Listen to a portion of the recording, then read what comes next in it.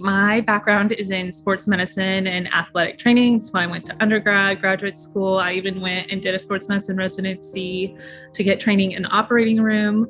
I was working directly underneath an orthopedic surgeon for 2 years. And as we all know, COVID hit. And unexpectedly, I was let go from my orthopedic job. And that really caused me to do some reflection and take a step back and decide if I wanted to stay in orthopedics and continue the career path I was on, or was this like a sign it was time to move on and maybe explore something else. So now, complete 180, I am a sorority house director, and I work with college-age sorority women as a facility manager. I live in the sorority house with them, and so I maintain and upkeep the sorority house, but also provide emotional support to the women that live here as they're living their life through college and going through trials and tribulations with that. All I'd known since middle school is I wanted to work in sports medicine, and so I had never really thought or explored other career options, and it was so terrifying and intimidating. Like, am I giving all this up that I worked 8.5 years to achieve? But even before COVID hit, I remember this feeling of like, I feel like I've reached the top of where I was capable in that specific job I was at. And so the question was already creeping in. Is there something else? What's next? What's your next option?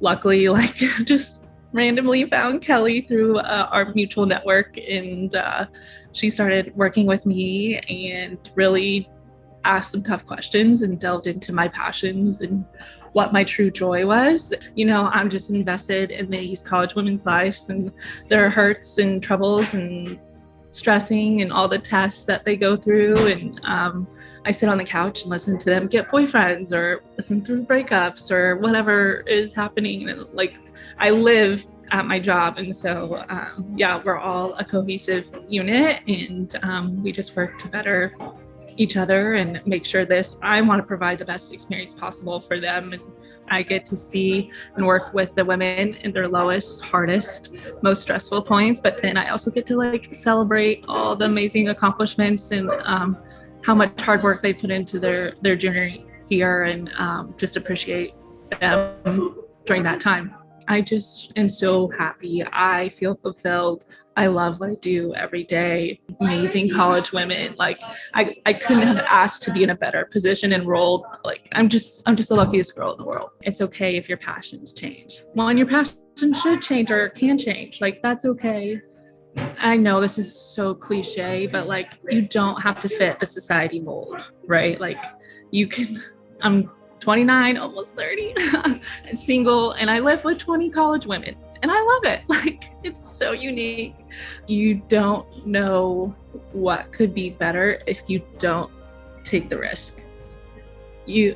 I was in a place of being comfortable and scared and not like, I like my little like cushion, like, of a life I've made here, but taking the risk and like jumping in and being like, okay, like, this is what we're gonna do has been the best decision, because I was happy and content at my old role and pursuing athletic training. Like, I was perfectly content, but then like, now that I'm in this role and living the life I'm living now, I'm just like, oh my gosh, it's night and day different. It's just healthier on so many levels. And so I say, just do it. Just go for it.